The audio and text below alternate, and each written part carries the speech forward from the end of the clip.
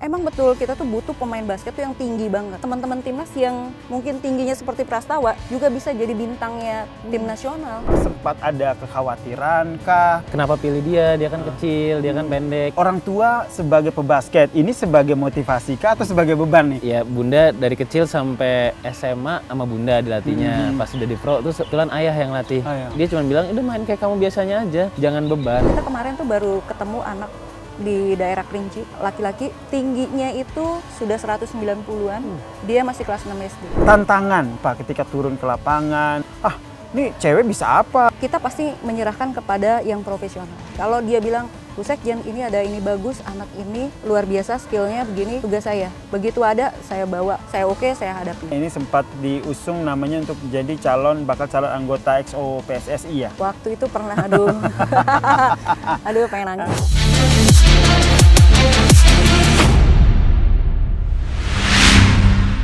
Halo sahabat Kompas TV, jadi persaingan itu tidak hanya ada di dunia politik, tapi sore hari ini di lapangan basket Kompas TV, saya akan menantang Prastawa, timnas dari basketball Indonesia. Woi. Halo bro, sehat? Sehat. Wih. Pemain baru, pemain amatir, pemain profesional, tapi kita tantang untuk 3 point ya ini namanya. Iya, ini 3 point. Kalau dari garis yang luar ini 3 point. Pendukung gue, jangan lupa untuk dukung saya ya. Siapa duluan deh? Gue duluan? Iyalah, Coba sebagai ya. pemain Oh gitu. profesional. Jadi Kita harus bisa contohin dulu ya. mencontoh gitu. Semoga masuk ya. Ternyata tidak masuk. Harus pemanasan dulu Pemanasan kayaknya. dulu ya. Oke. Apakah keberuntungan itu jatuh ke Yasir Neneama? Kita lihat. Aduh, ternyata Terlalu jauh ternyata. Terlalu jauh. Kalau itu koreksinya apa? Sebenarnya harus loncat. Karena Harus kan loncat, semakin ya? jauh kalau nggak pakai loncat, powernya nggak ada. Makanya tadi nggak Oke. nyampe kering kan. Betul. Kalau loncat, ini kekencengan. Kekencengan. Oke, tipsnya adalah ketika Coba loncat sekarang. poin adalah loncat. Gitu. Kita loncat dulu. Nah, mulai kena. Mulai kena. Tinggal diarahin aja. Tinggal diarahin lagi. Sekali lagi. Sekali lagi, ayo. Biasanya third time. Bah! Nah, Gokil. nah, berarti tadi kan udah diajarin yang kelebihan, kekurangan, sekarang masuk ini. Kelebihan, kekurangan bisa aja. Masuk. Nah, tinggal nggak diarahin soalnya. Tinggal diarahin. Kalau poin itu cuma 3 kali ya? Enggak sih, 3 point itu ininya aja. Jadi Oh. nilainya 3. Nilainya 3. Kalau di dalam sini nilainya 2. Nilainya 2 gitu. Berarti boleh mencoba berkali-kali? Boleh, Nggak juga? sampai masuk. Oke. Tapi kalau nggak diganti sama pelatih. Yaudah saya coba sekali lagi ya. Boleh. Nih, tolong part ini jangan dipotong ya, jangan di-cut. Siu. Ya udah nggak apa-apa. Sebagai pemain amatir Udah cukup bagus. sudah cukup bagus. Jadi gimana performa gua dalam beberapa menit ini? Dari 10 udah 8 lah. 8 Untuk loh. pemain amatir. Pemain amatir 8 loh. Ngomong-ngomong Prastawa sekarang sibuknya apa? Enggak, ini sekarang lagi off season aja. Off Kemarin season? baru selesai liganya. Jadi banyak recovery, ngumpul-ngumpul sama keluarga aja. Oh gitu. Terakhir itu di Final IBL kemarin. Final IBL Nah, kemarin di ya. 5 Agustus itu baru selesai. Jadi ini masih masa-masa off season. hasilnya? Juara. Wih, Alhamdulillah. gitu. Nah ini adalah salah satu pemain timnas basketbol tanah air. Tentu ada sosok di balik itu, yaitu Mbak Nirmala gitu. Mana nih orangnya nih? Sudah hadir juga di sini kita nih. Nah, apakah ini juga bisa memainkan basketbol? Kita tantang ya. Ayo Mbak, apa kabar? Selalu baik. Selalu Lo nggak baik. tahu, yang latih Prastawa ini selama bertahun-tahun gue. Oh gitu. Oke, kita coba ya. Pada percaya nggak? Nggak percaya. Buktikan Yaudah, dengan ini. Coba. Iya. Nggak, tadi yang udah dilatih Prastawa tuh udah bener banget. Gimana trik shooting 3 point dari sini. Dia adalah pelatih yang bijak. Ngelatihnya dari cara shooting yang salah dulu. Nah, sekarang yang bener nih. Pras, coba Pras. Kayak yang gue ajarin ke lo. Oh, kan tadi udah. Tes lagi. Tes lagi. Tadi nggak ada gue, nggak ada gue. Sekarang ada gue pasti beda. Iya. Coba. Ya, oke nih. Hut. Shoot. Ya, itu yang benar. Dia kalau harus ada gue dulu. Oh, gitu Kalau ya? ada gue dia baru syutingnya bener. Gitu, berarti selama pertandingan kemarin Mbak Nirmala selalu menemani ya? Ada, gue pasti nonton pinggir Oh lapangan. gitu ya, selalu memberikan semangat. Nah sekarang kita ngelatih lu ya. Oh ya, karena ini sekalian buat edukasi sahabat Kompas TV. Kapan lagi nih didatangkan timnas Dia kita? pemain jagoannya Indonesia loh, yang memenangkan medali emas waktu di SEA Games Vietnam. Pertama kali dalam Tepuk sejarah tangan basket. dong lu pada yang hadir. Tepuk tangan mana ini? Tepuk tangan. 5.000 Woi, orang yang biar ada di rame. sini. Jadi Nah, ini harus masuk nih. Jadi harus Jadi di kalau nembak kanan tuh kayak kanan depan sedikit. Oke. Terus dua-duanya harus ngarah kering. Nah. Iya. terus. arahkan Ini. kering. Tangan yang megang bola jari aja, jadi cuma jari yang dorong. Oh, jari yang dorong. Tinggal Agak diarahin lompat nanti. dikit jangan lupa. Lompat dikit. Iya, Itu dia. begitu. Sedikit lagi. Gimana? Lumayan. Lumayan ya. Ini Ya. baru beberapa menit sudah oke. Oke. Apalagi nanti beberapa hari, berbulan-bulan sampai bertahun-tahun mungkin gua akan menjadi seorang atlet basketbol tanah air, begitu Ya, ya? cukup lo di politik aja kayaknya lebih seru daripada basket. Ya.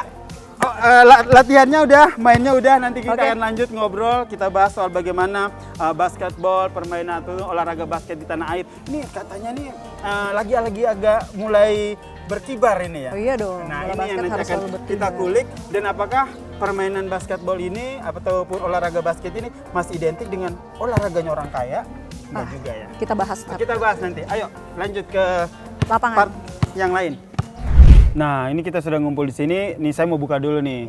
Halo Sobat Kompas TV, apa kabar? Jumpa lagi dengan saya Yasir Nene Ama di Sportcast. Episode kali ini kita kedatangan sang dewinya basketbol Indonesia. Kenapa saya bilang seperti itu? Karena namanya Mbak Nirmala Dewi. Sekjen Perbasi ya. Perbasi. Perbasi itu adalah Persatuan Bola Basket Indonesia. Basket Indonesia. Tidak Ya. pakai seluruh ya. Persatuan Bola Basket seluruh Indonesia. Nah, jadi tadi belum saya perkenalkan pada saat saya latihan bareng sama Mas Prastawa yang merupakan salah satu timnas basket dari Indonesia. Ya iyalah dari Indonesia. Mbak Nirmala, tadi sempat melihat saya latihan sama Mas Prastawa gitu. Gimana performa saya? Pertanyaannya random, tapi ingin Mau saya jujur tanyakan. apa mau- Jujur lah, mau kalau bohong? saya Prastawa jawabannya pasti bohong. Karena dia sebagai pemain tentu tidak bisa melihat potensi kan. Kalau Mbak Nirmala ini sebagai sekjennya Perbasi tentu bisa melihat potensi. Makanya saya menanyakan seperti itu. Oke. Kalau tadi ngelihat latihan sebentar sih kayaknya ya overall lumayan ya. Oh lumayan ya? Cuman kalau misalnya untuk jadi pemain timnas seperti Prastawa ya butuh waktu. Butuh 5 waktu. tahun lah. 5 kira-kira, tahun? ya. Oke, 5 Pada tahun saat dari udah sekarang. jadi waktunya habis. Benar, pada saat udah jadi waktunya udah habis. Tapi setidaknya bisa ya? Bisa lumayan keren. Banyak kok pemain-pemain basket yang begini juga banyak gitu. Begini Jadi itu basket gimana? tuh ada level-levelnya. Oh ada level-levelnya. Oke, levelnya apa aja Mbak? Tanpa mengurangi rasa hormat, tadi sih ya masih standar ya. Standar, benar. Gak apa-apa. Enggak, tapi bagus. Itu jujur tuh terkadang menyakitkan, tapi it's okay. Berdarah. Enggak sih juga. Mbak Nirmala sekarang kesibukannya apa? Kesibukan sekarang ya ngurusin di dunia basket ya, ngurusin Perbasi. Karena kita juga lagi mau persiapan beberapa event juga di Perbasi sendiri. Kita November nanti kita ada home melawan Thailand di Indonesia Arena rencananya. Ya kita akan persiapan tim juga nantinya. Kemudian juga persiapan Munas sudah pasti. Munas ya? Munas Perbasi. Munas Perbasi. Ini Iya. Munas Perbasi itu biasa Oktober. nih. Munas Perbasi Oktober ini ya. Betul. Kalau munas partai politik kan yang digonta-ganti kan, sekjennya akan diganti nih. Nah, kalau Munas Perbasi itu ada gituannya nggak sih? Kalau Munas Perbasi itu mostly yang dipilih itu hanya ketumnya. Ketumnya. Kalau sekjen nanti tergantung usernya, ketum berikutnya dia mau pakai sekjennya siapa. Oh, gitu. Mungkin dia mau, saya sekjennya Prastawa merangkap pemain Oh, gitu. begitu.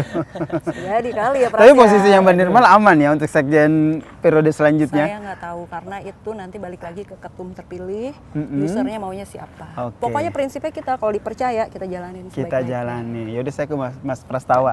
Mas Pras masih pengen nggak sekjennya beliau? Ya pengen aja dong. Tapi kan ya siapapun itu pasti kan pengen basket Indonesia tambah Lebih maju ke depannya. Iya. Oke. Pasti orang basket jawabannya gitu. Jawabannya Udah begitu. mulai belajar politik. Jadi jawabannya jawaban bijak begitu. Politis. Nah tadi kesibukannya akan mempersiapkan berbagai macam persiapan pertandingan ke depan. Kemudian ada Munas. Kalau Pras sendiri?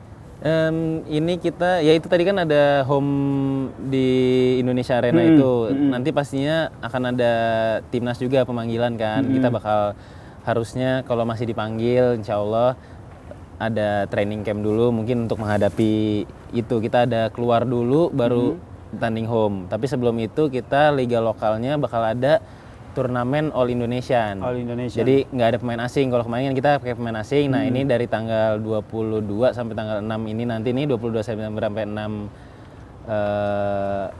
Oktober itu All Indonesian. Nah, itu juga lagi mempersiapkan itu. Oke, kalau untuk All Indonesian ini nanti sistemnya seperti apa? Gabung di klub mana atau bagaimana? Klubnya tetap sama, tapi yang bermain cuman lokal, pemain lokal, nggak ada pemain asing sama sekali. Nggak ada pemain asing, itu juga butuh persiapan ya? Butuh persiapan, karena pasti kan lokal semua lebih bergengsi juga kan, pasti kan. Iya. Oke, kalau Mbak Nirmala nih melihat perkembangan dari basket tanah air nih, kalau dulu itu inget banget saya waktu zaman saya SMA gitu, gak usah ditanya tahunnya kapan ya, pokoknya tahun 2000-an lah, 2005, 6, 7 tuh basket itu tuh olahraga yang wow keren begitu. Tapi itu sempat redup, kemudian sekarang itu perkembangannya seperti apa? Sekarang bola basket sih kalau saya optimis ya. Ini bukan karena saya di sini sebagai sekjen, tapi lebih kepada kita lihat ya, basket itu ternyata setelah bertahun-tahun kita nggak punya gedung berstandar dunia. Hari ini kita udah punya Indonesia Arena. Kalau saya ke daerah-daerah sebentar, saya tahan dulu. Indonesia Arena itu adalah tempat latihan resmi untuk tempat pertandingan resminya home-nya Indonesia Basketball. Indonesia Basketball. Ya. Nih sahabat Kompas TV, sorry ya saya potong biar sahabat Kompas TV tahu Indonesia Arena itu adalah salah satu gedung yang gede banget di kompleks GBK. Ya, kalau yang sering-sering ikut konser pasti tahu nih Indonesia Arena itu adalah lokasi home-nya Indonesia Basketball. Wih, luar biasa. Keren banget. Silahkan dilanjutkan. Ya, jadi itu jadi satu kebanggaan. Jadi ketika saya datang ke daerah-daerah, saya sering banget dengar anak-anak di daerah yang baru-baru mulai main basket, mimpinya kamu apa gitu kalau saya tanya. Hari ini udah punya mimpi baru mereka. Mereka suatu hari pengen main di Indonesia Arena sebagai pebasket yang mewakili merah putih. Menurut saya tuh jadi satu ikon baru buat kita di dunia basket. Jadi mimpi baru buat mereka. Apalagi setelah kita sukses dengan FIBA World Cup di 2023 lalu, ya luar biasa. Nah, kita juga menang medali emas setelah sekian lama kita nggak pernah menang medali emas pada saat SEA Games. Ini Prastawa juga ikut bertarung di situ dan kita memenangkan medali emas di putra. Kemudian SEA Games berikutnya di Kamboja level putri, kita juga dapat medali emas. Saya rasa sih udah layak ya kalau misalnya kita juga untuk memaksimalkan hasil capaian di SEA Games, yang mana nanti medali emas itu menjadi tradisinya kita. 3x3 mungkin kita juga akan lebih fokus juga ke sana. Kita juga bersyukur pemerintah juga sangat support kita sekali. Basket dengan didirikannya Indonesia Arena, dengan disupportnya event-event di beberapa daerah, disupport oleh pemerintah.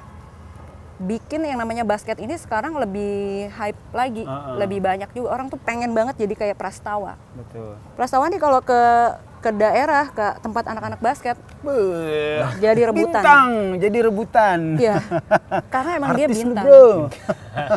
Emang dia bintang. Nah, kita tuh pengen banget, ya orang-orang banyak yang punya mimpi pengen seperti Prastawa, karena yang kita Indonesia punya PR.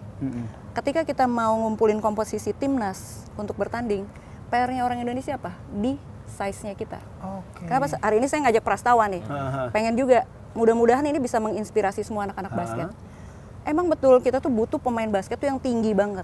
Tapi ternyata Prastawa juga teman-teman timnas yang mungkin tingginya seperti Prastawa juga bisa jadi bintangnya tim nasional. Nggak harus 2 meter sekian juga, yang penting memang punya keahlian khusus. Punya skill dan keahlian ya. Punya skill yang luar biasa seperti yang dipunyai oleh Prastawa. Keren lu bro. Coba dilihat. Dulu. Nah ini yang selanjutnya, coba kita berdiri. Boleh berdiri. Nah, lihat kan tingginya Prastawa mirip sama gua. Berapa tingginya bro? 172. Tuh, tingginya 172 sama begitu. Hampir mirip gitu. Silakan duduk lagi Bu, kami sungkan. Nah, gitu. Jadi ini menunjukkan ya bahwa memang tadi menarik ini bahwa tinggi badan yang menjadi salah satu standar di basketball dunia begitu ini bisa dipatahkan dengan potensi yang ada dimiliki oleh Prastawa ya. Prastawa sendiri awalnya itu sempat ada kekhawatiran kah atau sempat minder kah gitu dengan ya tinggi badan gue cuma segini nih, gimana ya awal-awal dulu? Sebenarnya banyak yang ngeremehin sih dulu ya, kayak pas masuk tim profesional, kenapa pilih dia kan kecil, dia kan pendek gitu kan. Tapi itu ya aku jadiin motivasi aja gitu, jadi jangan jadiin kekurangan kita tuh jadi alasan buat kita nggak maju gitu, jadiin kekurangan kita ya jadi motivasi untuk kita lebih di bidang lainnya. Mungkin kan kita harus lebih cepat dari yang lebih tinggi, harus lebih shootnya harus lebih bagus, dribblenya harus lebih mantap. Jadi memang usahanya pasti lebih keras, tapi ya kalau kalian mau menuju sesuatu ya pasti harus usaha kan. Jadi tergantung kemauan dan usaha kalian masing-masing aja gitu. Dalam prosesnya itu ada titik terendah kah atau titik balik? Saya lebih kepengen titik baliknya apa? Apa yang benar-benar nge-trigger gue harus bisa nih, gue pengen menunjukkan bahwa dengan kondisi ini gue bisa menjadi seorang pebasket nasional yang bisa terkenal sampai saat ini. Ya sebenarnya itu sih kayak diremehin orang-orang, kayak ya udah maksudnya ya lu bakal masuk profesional tapi jadi pemain yang biasa-biasa aja gitu ya, cuman ada di profesional doang. Tapi ya aku mau buktiin ya udah kita lihat aja nanti di lapangan. Dan alhamdulillah aku sampai sekarang ada di timnas. Dari aku pertama profesional tuh dari 2013 sudah di timnas sampai sekarang. Jadi 2013 aku bisa konsisten. Itu kan awalnya juga pas 2013 kepanggil masih ini kayak baru kayak apa sih, cuman paling setahun 2 tahun, tapi aku bisa konsisten. Ya itu jadi motivasi aja, kayak mau buktiin ke orang-orang yang meragukan tuh ya lu salah gitu aja. Itu jadi motivasi aja gitu. Dari 2013 sampai sekarang 2024 itu tuh titik baliknya Prastawa itu pas di pas tahun di berapa? Rookie, karena kan waktu aku belum masuk profesional mungkin nggak ada yang tahu aku lah ya. Jadi pas aku masuk juga siapa nih kecil gini, ngapain dipanggil timnas, ngapain masuk ke tim gede gitu. Emang bisa kayak gitu kan. Kebetulan orang tua aku tuh di basket juga. Ayah bunda tuh dulu bunda pemain nasional, ayah pelatih tim nasional. Ada yang ngomong kayak itu orang dalam itu masuknya gara-gara orang dalam. Jadi banyak banget lah omongan. Ya aku cuma mau bikin mereka diem aja, bikin mereka respect sama aku, sama usaha aku. Dan Pras membuktikan itu ya, luar biasa. Nah, ke Mbak Nirmala, tentu ini apa ya, kalau ini bahasa awam ya, maksudnya saya melihat dari luar gitu kan, kok bisa sih melihat bibit-bibit seperti Pras begitu kan, karena kan secara tinggi, maksudnya standar umumnya aja tuh tidak kurang begitu dalam tanda kutip. Kenapa akhirnya bisa percaya dan akhirnya bisa menemukan bibit-bibit kayak Pras ini? Sebetulnya itu kembali lagi ke pelatih yang udah pasti yang mendasar itu. Tetapi kalau kita ngelihat dari cara pandang pelatih, dia akan cari satu yang tinggi, atau kalau yang dia tidak tinggi dia punya kemampuan khusus, punya kemampuan super, shootingnya bagus, terus tadi yang udah dibilang sama Prastawa lah, larinya dia lebih cepat, dan kebetulan 3 itu ada di Prastawa ya. Nah dia ngelihatnya di situ, makanya saya juga kepada anak-anak yang kalau misalnya pas kebetulan saya ke daerah, saya tuh selalu bilang gini. Kan mereka kayak udah patah semangat dulu, belum tentulah gue pengen bisa jadi pemain basket timnas karena mereka juga urusan tinggi badan nih jadi PR. Tapi saya selalu bilang sama mereka, ya lu emang harus punya effort lebih, karena memang kalau lu bisa, kita lihat Korea juga yang ada juga yang nggak pemain nggak tinggi, Jepang juga ada pemain yang nggak tinggi, di beberapa negara-negara Asia juga ada.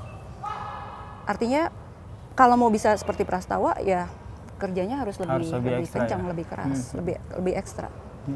Dan kebetulan juga nih kalau kita bicara Indonesia, size kita ya rata-rata ya begini. Betul. Iya kan? Kita agak kesulitan nyari pemain yang tinggi rata-rata kayak 2 meter 5, 2 meter yang emang ada tapi nyari gitu. Kalau yang 170 sekian itu banyak. Yang main basket pun di basket juga banyak ya. Nah, cuman tinggal masalah bagaimana skillnya mereka. Skillnya ya, termaksud dari Pras sendiri ya, mengasah skill, kekurangan-kekurangan itu tidak jadi fokus tapi kelebihannya ya. Orang tua sebagai pebasket ini sebagai motivasi kah atau sebagai beban nih? Dua-duanya sih, beban pasti ada, karena kan ya namanya nama besar juga di basket gitu kan, orang-orang ngeliatnya pasti karena mereka bisa masuk ke tim pro, bisa masuk timnas. Jadi itu jadi beban juga, tapi ya jadi motivasi karena ya udah kita buktiin aja, dan orang tua juga selalu ngedukung kayak ya main aja kita. Ya Bunda dari kecil sampai SMA sama Bunda dilatihnya. Pas udah di pro tuh waktu aku tahun pertama kebetulan ayah yang latih tim itu juga. Jadi ya mereka tahulah kapasitas aku gimana. Dia cuma bilang udah main kayak kamu biasanya aja, jangan beban gitu. Kalau beban nggak bakal keluar kemampuannya, karena kalau udah pertandingan ya mental 90%, skill 10%. Jadi yang penting kamu menang dulu, jangan terbebani apapun, main seperti kamu biasanya, ayah sama Bunda percaya aja gitu. Oke, dan membuktikan itu ya, luar biasa. Mbak Nirmala sebagai sekjen tentu mengatur secara keseluruhan ya, tidak hanya kalau pelatih kan fokusnya pemain. Kalau sekjen sendiri itu melatih, mengontrol ataupun mengatur secara keseluruhan itu sampai sejauh mana kedekatannya dengan para pemain? Ya. Sebetulnya kalau dari sekjen itu lebih general kalau untuk ngerunning satu organisasi. Jadi emang kita satu organisasinya Perbasi sendiri yang di pusat, kemudian juga kita punya komunikasi yang baik dengan perbasi-perbasi di seluruh Indonesia, yang mana sekarang kita tuh ada 38 provinsi Perbasi, dan itu nggak mudah karena Indonesia ini besar banget, tapi komunikasi itu juga harus kita bangun, kita jalin, supaya apa? Kompetisi-kompetisi di daerah juga hidup. Jadi kunci supaya nanti apa, banyak prastawa-prastawa baru lagi yang datang dari daerah-daerah dari pelosok Indonesia. Banyak banget mereka punya mimpi, tapi mereka nggak punya tangan, nggak punya siapa-siapa. Makanya mereka merasa tadi yang prastawa bilang, iya prastawa beruntung, punya orang tua yang sangat support, yang waktu prastawa kecil digendong sama orang tuanya, dituntun, didorong untuk datang ke lapangan main basket dari kecil. Nah, tapi di daerah mungkin tidak semua orang tua atau tidak semua anak punya kesempatan sebaik prastawa. Ya ini yang kita juga komunikasikan dengan perbasi-perbasi di daerah untuk ngasih dukungan, ngasih support kepada siapapun anak-anak yang pengen main basket. Makanya kita kemarin tuh baru ketemu anak di daerah Kerinci, anak SD, anak laki-laki, tingginya itu sudah 190-an. Dia masih kelas 6 SD, sekarang baru tamat SD masuk SMP. Kita juga nemuin anak SD juga masih umur 10 tahun, sudah 178 cewek. Jadi yang begini-begini kita cari juga, kita bina. Mereka pengen main basket, kita bina. Atau ada anak-anak yang suka basket, punya mimpi di basket, tapi dia nggak punya siapa-siapa. Kita yang jadi siapa-siapanya. Jadi prinsipnya kan kalau di Perbasi itu kita bukan siapa-siapanya, kita tuh melayani siapapun dari seluruh Indonesia. Membuka tangan, membuka pintu. Nggak, teman-teman di timnas ada keluhan, ada apa, ya itulah kita. Kita rumahnya para pemain-pemain basket, pelatih, wasit, petugas lapangan, petugas meja, itu semua. Kita jadi rumahnya mereka. Jadi kalau kedekatan ya udah pasti dekat, ya? Sama semuanya, apalagi ketika mereka sedang dalam ada persoalan yang kita juga nggak bisa sampaikan, mungkin satu-satu ada yang datang ke kita untuk konsultasi atau apa, kita udah sangat siap sekali. Sangat siap sekali. Dan memang itu tugas kita. Tugasnya sekjen ya. Saya tertarik dengan apa yang tadi disampaikan bahwa turun ke daerah-daerah untuk mencari bibit-bibit baru di sana, begitu. Itu adalah sebuah effort yang luar biasa, begitu kan? Karena nggak semua cabang olahraga mau turun sampai ke daerah untuk mendapatkan bibit-bibit yang luar biasa. Tantangan dari seorang Nirmala Dewi ini apa ketika turun ke lapangan mencari bibit-bibit, ataukah mungkin ada yang meng-underestimate, ini cewek bisa apa gitu, apalagi olahraga basket kan koreksi kalau salah identik dengan cowok begitu. Ya, sebetulnya kita punya tim yang sudah cukup kuat. Saya bersyukur pada kepengurusan sekarang, ketum kami itu sangat rajin sekali untuk turun ke daerah-daerah, sehingga kita bisa ganti-gantian aja. Jadi kalau tantangan ya kita nggak terlalu banyak menghadapi tantangan, tapi kalau saya sendiri sebagai perempuan, saya turun ke daerah karena saya juga nggak mau salah dalam ngelihat kita punya kemampuan masing-masing. Kita pasti menyerahkan kepada yang profesional, yang membidangi. Kalau dia bilang, Bu Sekjen ini ada ini bagus, anak ini luar biasa skillnya begini, tugas saya nanti. Oke, nanti ini anak bisa kita tarik, kita bisa jadi nggak melulu harus urusan skill ya, karena kan kita, kalau saya lebih ke administrasi. Lebih ke administrasi, jadi lebih ke keorganisasiannya. Begitu ada, saya bawa, perlu apa, perlu surat, perlu saya bicara sama kepala daerahnya kah, atau kita minta dukungan dari pemerintah setempat sana, ketemu sama siapapun, saya oke, saya hadapin. Oh gitu, karena kalau kita lihat di Indonesia itu kan terkadang tuh birokrasi, komunikasi itu yang menjadi kendala ya. Saya pikir namanya organisasi olahraga tidak bisa lepas dari dukungan pemerintah, nggak bisa kita. Baik itu pemerintah pusat, makanya saya gandeng erat sekali sama Kemenpora, dan alhamdulillah kita disupport sekali. Atau pemerintah daerah, makanya kalau pemerintah daerah saya upayain kalau saya datang ke daerah. Kalau ketum kan tipikal orang basket, dia lebih ke langsung ke anak-anak. Kalau saya biasanya pasti saya ketemuin apakah kepala daerahnya atau gubernurnya atau wali kotanya, karena bagaimanapun juga mereka akan memberikan dukungan secara langsung kepada daerahnya, untuk anak-anak daerah, termasuk untuk supaya bisa anak-anak dapat di sana support ya. untuk dia bisa ke Jakarta, ke pusat. Terlebih mencari mereka tuh spesialisnya di mana, kelebihannya di mana, untuk dibina untuk menjadi yang lebih baik ya. Ini ngomong-ngomong soal spesialis atau kelebihannya di mana, Pras sendiri dari sekian macam apa ya, bahasanya apa sih? Posisi di lapangan tuh kelebihannya di mana? Aku lebih ke shooting kali ya, Shooting bukan shooting ini ya sahabat Kompas TV, shooting, shoot, gitu loh. Aku emang dikenalnya bisa nembak, kan misalnya tadi garis 3 point, aku nembaknya agak lebih jauh. Wih, gitu. Tadi kenapa nggak bilang kan bisa kita jajal, gitu ya? Gitu, jadi shooting sama aku kan point guard, jadi point guard tapi bisa scoring juga gitu. Oke, nah itu tuh spesifik latihannya apa itu terus atau bisa di semuanya? Sebenarnya harus bisa semua, semuanya, tapi itu tadi karena aku kan lebih kecil dari yang lain, aku harus punya ekstra, mungkin nembaknya jadi lebih jauh, jadi lebih susah dijaga kan. Mereka harus yang tinggi-tinggi harus jaga aku lebih jauh, dan aku bisa di situ aku bisa kalahin mereka dari kecepatan gitu. Jadi digabungin lah kombinasi nembak, kecepatan, passing. Karena kan aku juga point guard, jadi harus bisa lihat temen yang kosong. Wih, menarik nih ya. Ini saya kurang paham nih soal basket. Jadi seru ternyata. Kayaknya habis ini saya pengen ngambil ekskul basket deh untuk belajar lagi. Apalagi tadi kata Mbak Nirmala ini saya punya potensi walaupun sedikit gitu. Ini ngomong-ngomong, Sekjen Perbasi perempuan pertama ya? Perempuan pertama. Wih. Silakan 3.000 orang yang ada 3.000 orang di sini tolong berikan tepuk tangan. Sekjen Perbasi perempuan pertama gitu. Tantangannya apa pertama? Ya nggak dipercaya, sama kayak Prastawa ketika masuk, iya kan? Anda kan, bisa apa gitu Anda kan? bisa apa? Apalagi saya kan dari sepak bola. Saya kan dulu sebelumnya ada di klub Liga 1 sepak bola. Setelah itu masuk ke Perbasi basket dan sebagai sekjen. Pasti ada pertanyaan dari orang-orang, kenapa nih bukan orang basket tiba-tiba bisa masuk ke Perbasi langsung jadi sekjen? Tapi kan saya berpikiran gini ya, saya tuh yang namanya keorganisasian itu udah pasti, rata-rata dalam ngerunning organisasi hampir mirip-mirip, hampir sama. Jadi maksud saya ya sama aja, cuman spesifik urusan olahraganya yang berbeda. Tinggal saya ngelihat statutanya si basket, oh begini udah.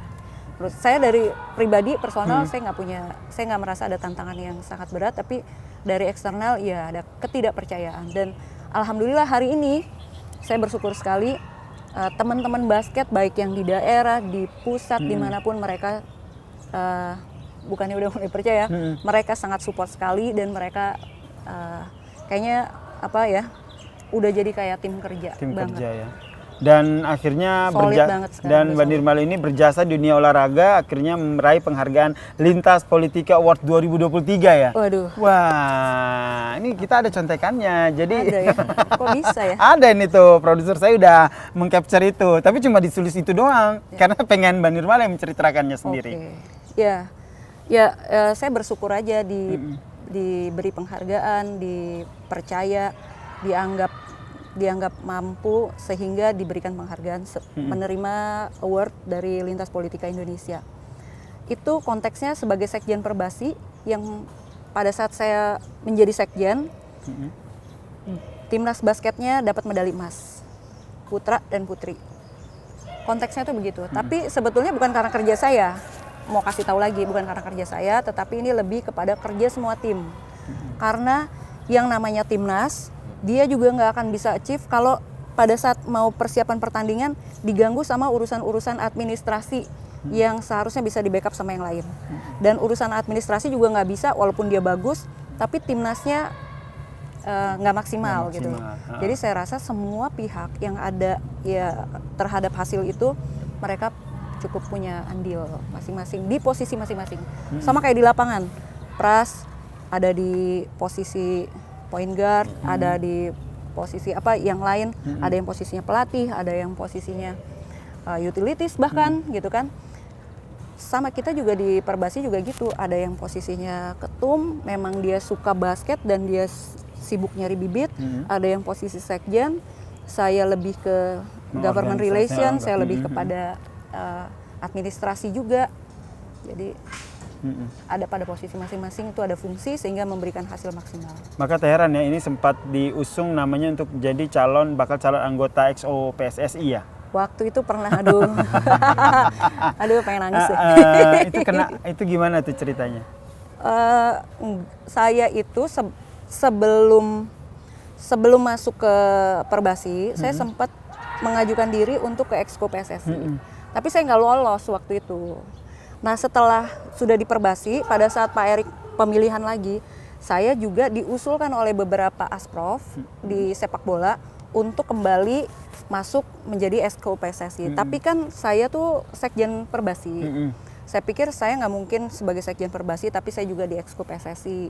Sehingga saya tidak melanjutkan untuk saya ngambil posisi Exco PSSI untuk ikut di kompetisi Exco PSSI.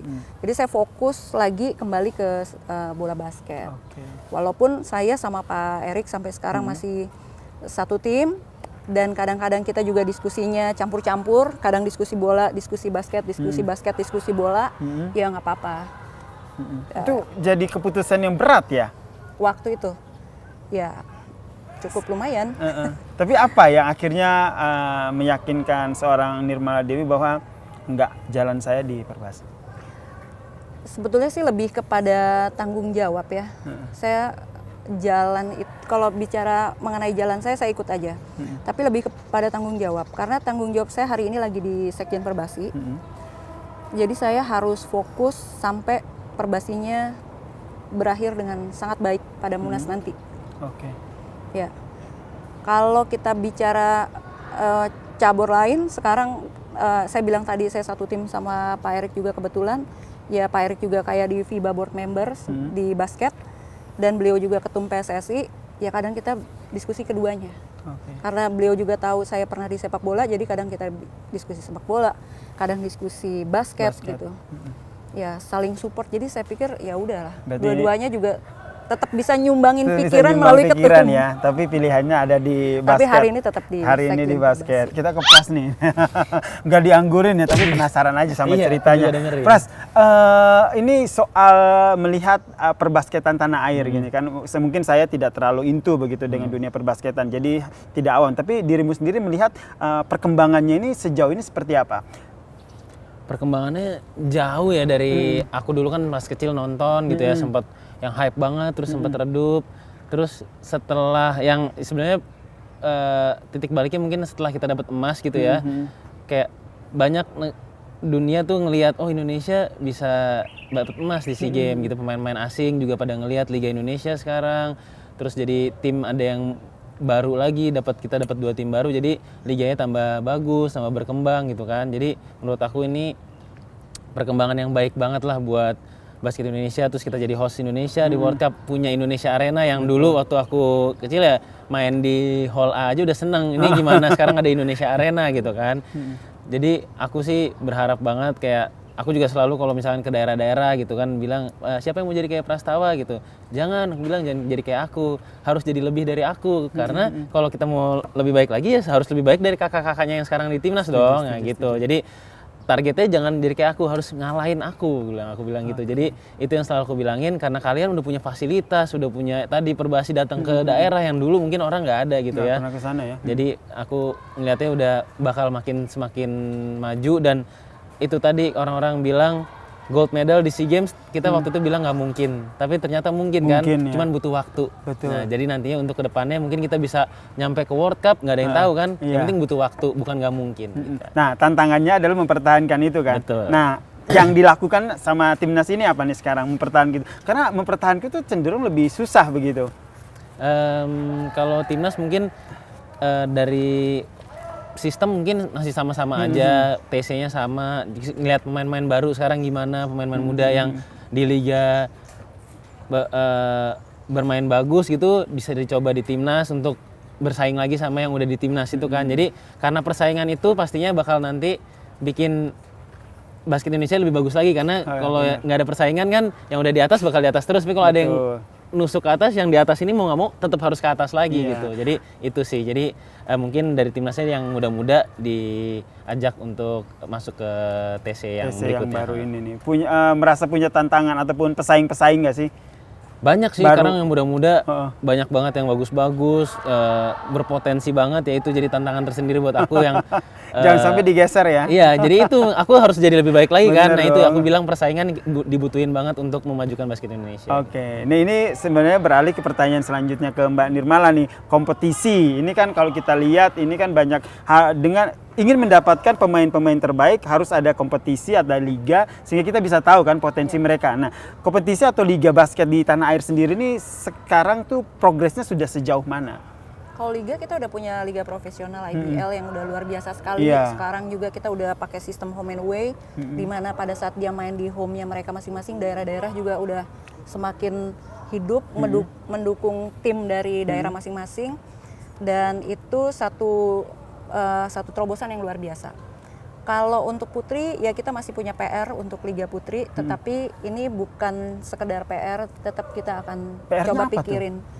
Ya pada kenyataannya Liga Putri klubnya nggak terlalu banyak.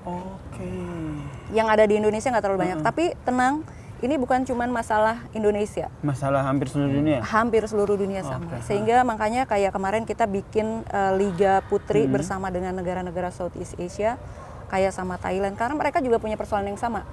Kayak sama Malaysia, kita sama Thailand, kita sama Filipina, sama Indonesia gitu.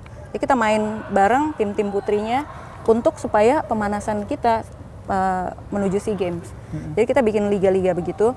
Tapi pun Liga Nasional tetap kita PR-in buat yang Liga Putri.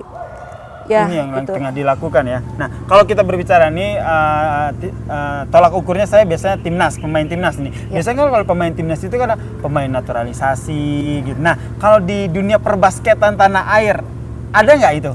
Naturalisasi ada. Ada ya? Kita punya beberapa pemain naturalisasi. Karena sekali lagi kekurangan kita itu ada pada size. Makanya kita cari yang tinggi. Kita bersyukur kita punya Derek yang mixed blood.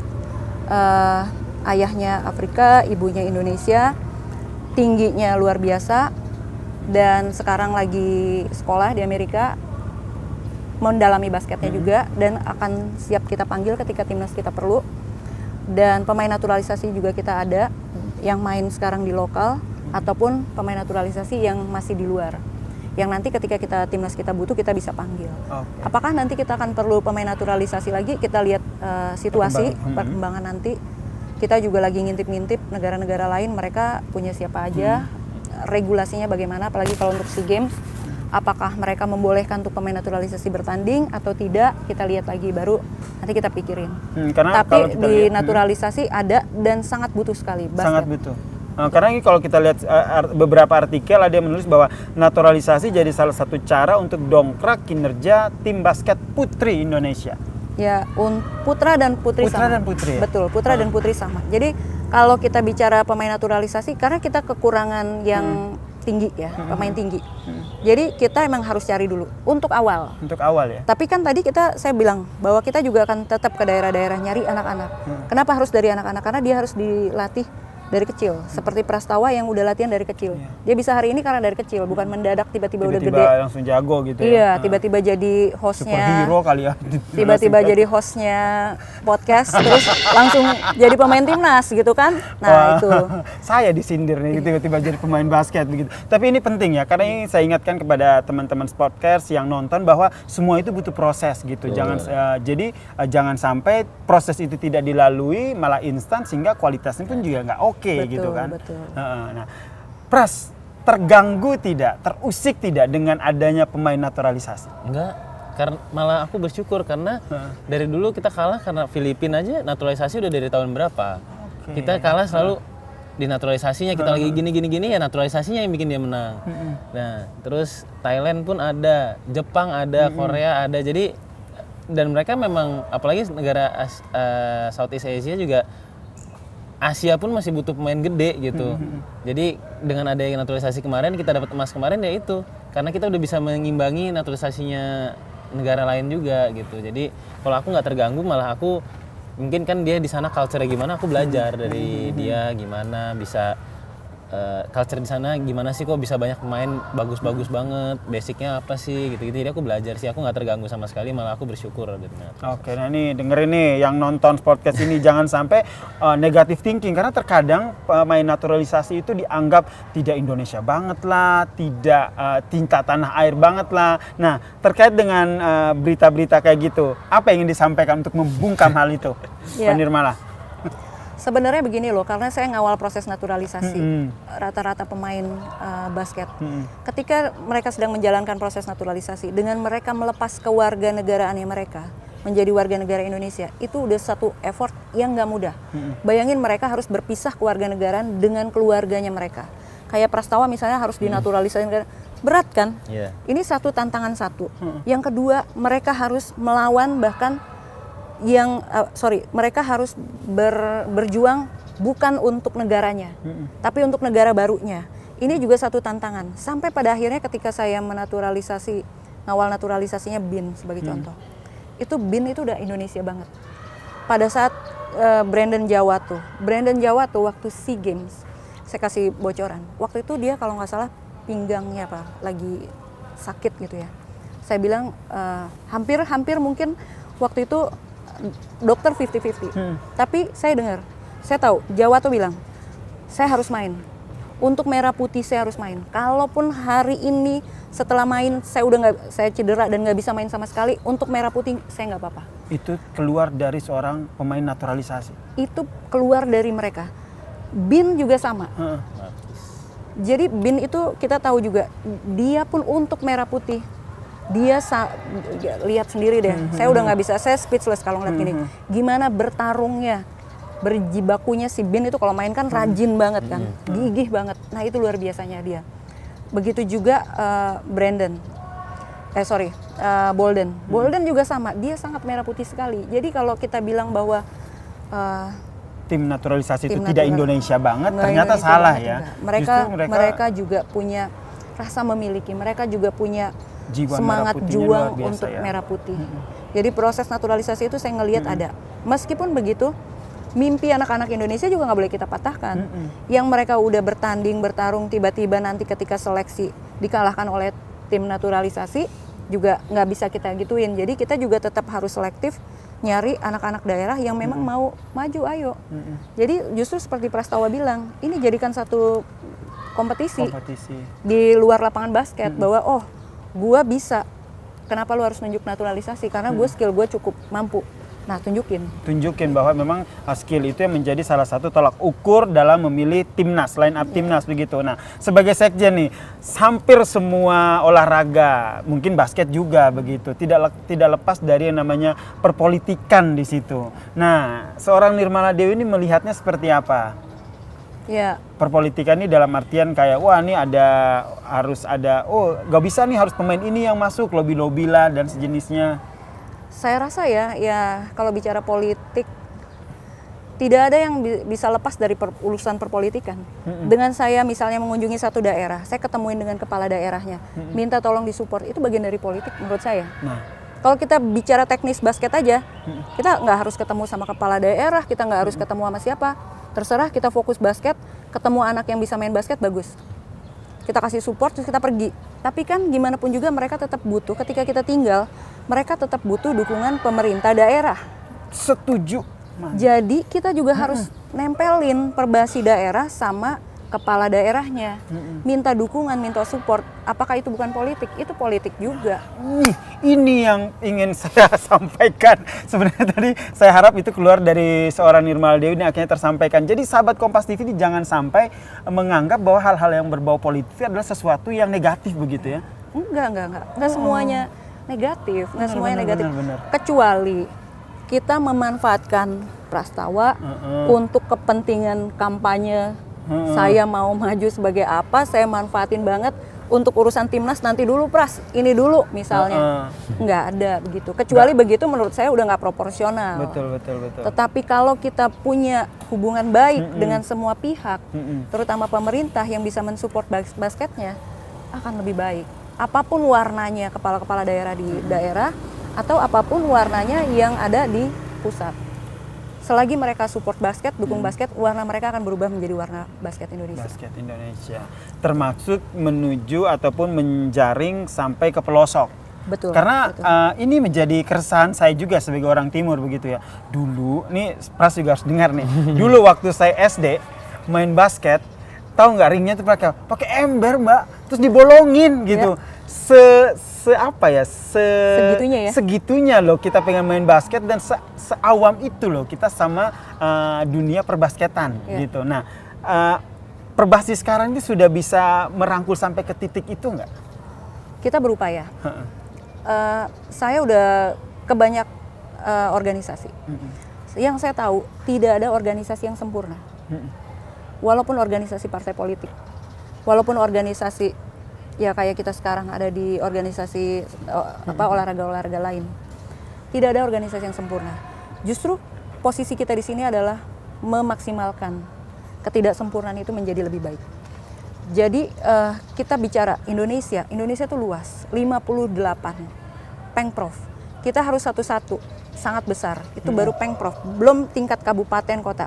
Total berapa member kita? Pengprov, Pengkap, Pengkot ada 390. Waduh, banyak banget. 390 titik kota yang kita harus datengin setiap satu persatu hari. 1 tahun tuh nggak kelar. Nggak kelar, bener ya. 365 hari, ini lebih loh. Iya. Jadi kalau dibilang saya sering ke daerah juga sering nggak sering. Karena saya juga banyak di pusat. Dengan saya duduk di pusat, semua daerah terakomodir. Tapi kalau saya lagi turun ke daerah, ya cuma satu daerah itu aja. Jadi sering nggak sering kalau misalnya ada undangan yang memang datang, saya datang. Tapi kalau ketum saya memang sangat sering sekali dan itu kelebihannya dari Perbasi kita yang era hari ini. Lebih menjaring ke berbagai pelosok. Lebih sering. Tapi kalau tadi bicara anak-anak daerah sampai sekarang masih banyak yang begitu. Yang mereka ringnya seadanya, berbasketnya seadanya, bahkan sepatunya sepatu biasa. Yang main basketnya itu rebutan, bro. Dulu saya waktu SD main basketnya rebutan bola gitu. Iya kan? Tapi nggak apa-apa, kita jadiin itu semangatnya mereka dulu. Kan kalau sekarang basket tuh sudah berkembang. Dari 5-on-5 berkembang jadi ada 3x3 juga, yang mana 3x3 itu lebih casual, main basketnya lebih secara regulasi juga lebih nggak seketat 5-on-5. Lebih tourism banget ketika dimainin di pinggir pantai di Danau Toba. Kemarin kita uji coba ada Menpora Cup, main di Danau Toba dengan background Danau Toba itu cantik banget. Keren gitu. Banget itu. Terus ya banyak. Itu maksud saya ada banyak dia bisa main juga di daerah-daerah di pelosok-pelosok gitu. Jadi memang sudah banyak hal yang dilakukan untuk menjangkau semua bibit-bibit di pelosok tanah air. Nah, Pras sendiri nih pernah ikut turun ke daerah-daerah? Aku biasanya tuh ada mungkin kayak gestar gitu ya, ada sekolah SMA dari Makassar atau dari waktu itu Banyuwangi itu ngundang aku ke sana gitu. Jadi aku ya ke sana kan gitu ngelihat mereka animo dan antusias mereka seperti apa sih? Kalau di daerah aku ini deh amazing banget lah gitu dengan adanya aku datang ke sana cuman sehari cuman berbagi ilmu, mereka benar-benar antusias banget gitu. Makanya aku tuh selalu seneng gitu kalau main-main ke daerah gitu kan. Kalau ada undangan-undangan gitu pasti aku usahain bisa, kalau nggak bentrok sama jadwal timnas aku pasti iyain gitu mereka, karena pengen berbagi ilmu juga sama mereka dan ngasih pandangan yang baru gitu kalau mereka tuh bisa juga jadi kayak kita. Jadi aku kalau di daerah-daerah amazed banget lah sama semua daerah tuh animonya semangatnya gitu. luar biasa. Berarti sudah mulai bergeser ya tren olahraga basket yang dulunya eksklusif menjadi inklusif gitu ya. Sudah bisa menjangkau ke semua kalangan ya. Iya, benar. Yang dirasakan seperti apa sekarang? Karena sekarang sepatu aja udah banyak, sepatu bagus tapi murah yang lokal.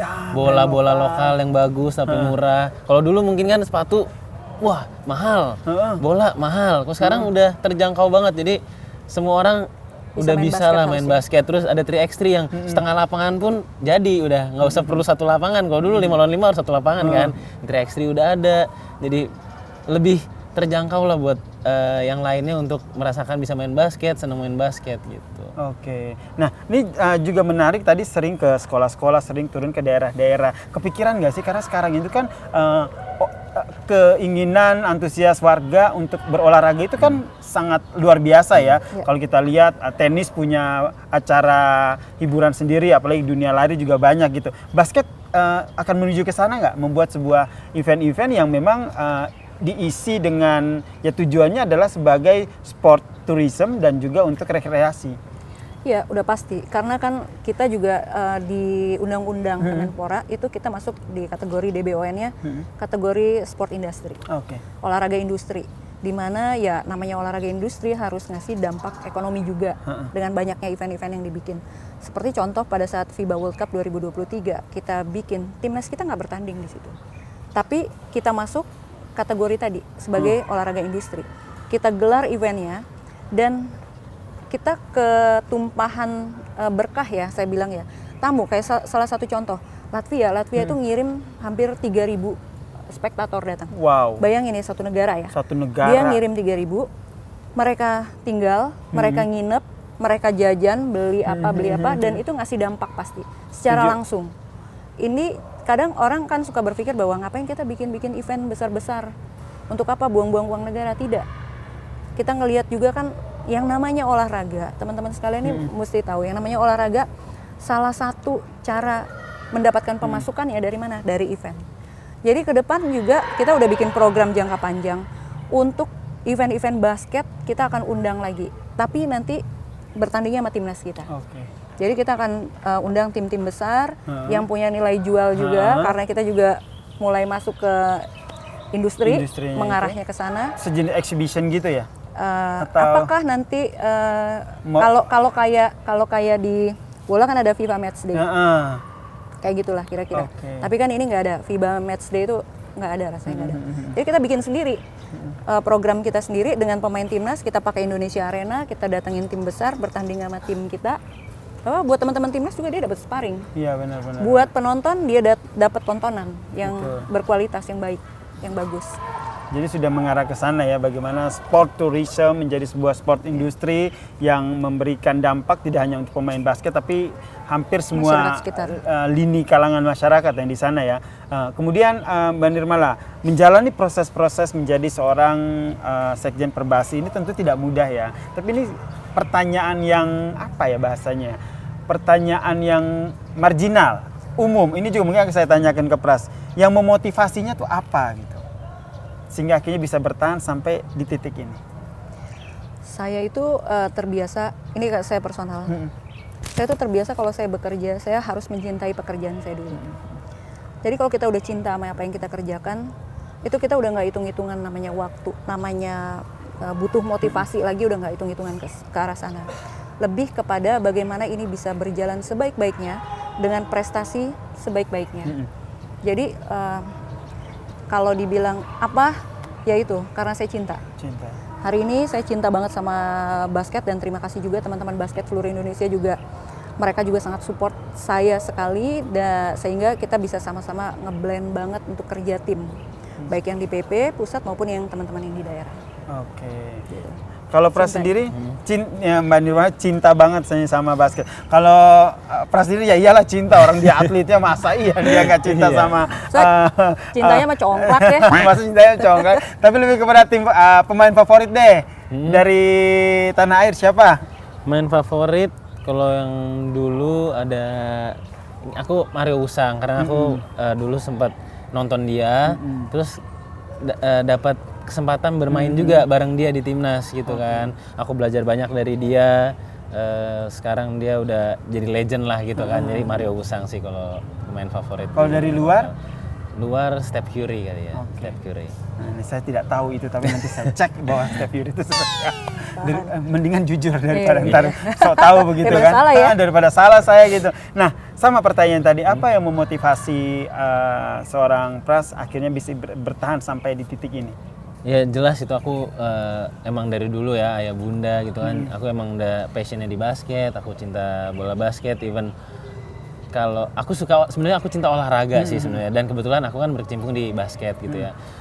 Dan aku pengen ngeliat tuh, aku ngeliat olahraga lain aja, bulu tangkis, bola kalau menang di kejuaraan apa itu mau nangis gitu kayak wah gimana kalau basket bisa sampai situ. Jadi aku kayak pengen lihat basket tuh ada di dunia juga gitu. Basket Indonesia bisa sampai di dunia. Kemarin aku gol pertama emas di SEA Games dulu kan karena nggak pernah tuh aku mau emas SEA Games lah, mau nanti jadi pemain atau jadi pelatih aku harus dapat emas SEA Games. Dan kebetulan dari pemain dapat emas SEA Games itu benar-benar berkat banget. Gue punya video lo yang nangis-nangis itu waktu SEA Games. masih ada. Nanti aku minta ya nanti ditayangkan di podcast ini. Wah, dia nangis sekarang banget. Dari SEA Games, nah maunya di dunia nanti entah aku jadi pengurus atau jadi pelatih, mau terus basket Indonesia bisa ada di dunia, udah itu aja, itu tujuan aku sih sebenarnya. Lebih mendunia ya.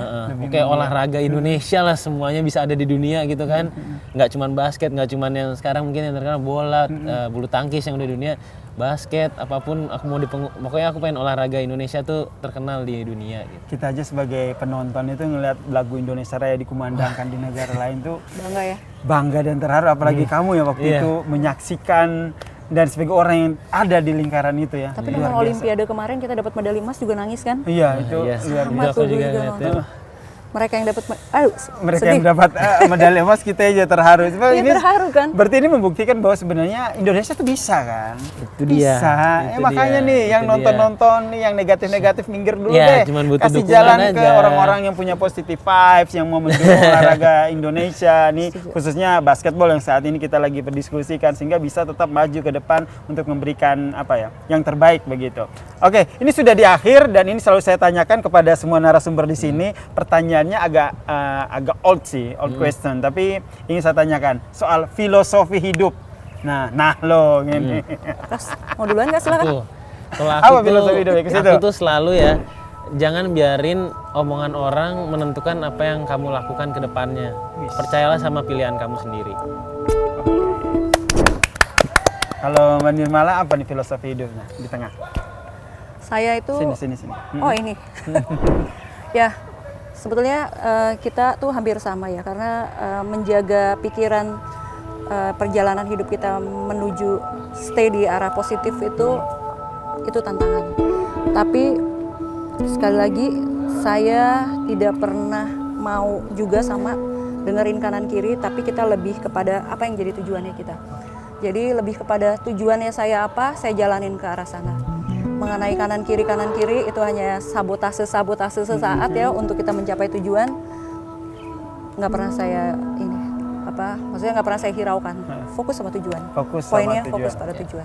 Oke, boleh tepuk tangan. Terima kasih Mbak Nirmala Dewi, Sekjen Perbasi. Thank you banget, Pras. Thank you banget bisa mengenal lebih dekat sosok pemain timnas kita, luar biasa. Itu tadi obrolan saya yang luar biasa. Semoga juga bermanfaat ya buat sahabat Kompas TV, podcaster semuanya yang nonton hal ini. Dan yang ingin saya tekankan adalah yang negatif thinking, udah minggir dulu deh. Kepada netizen yang negatif, minggir dulu. Kita yang positive vibe, ayo ngumpul, kita support olahraga tanah air, salah satunya adalah basket, karena ini akan bisa memberikan dampak positif, membawa harum negara kita di kancah dunia. Sekali lagi thank you ya, Pras dan Mbak Nirmala. Mungkin habis ini saya akan berlatih basket sehingga bisa jadi seorang pemain basket handal. Modal lari udah ada. Modal lari sudah ada. Tinggal saya shooting. Boxing loh, ini olahraga boxing. Jadi boxing dipakai juga.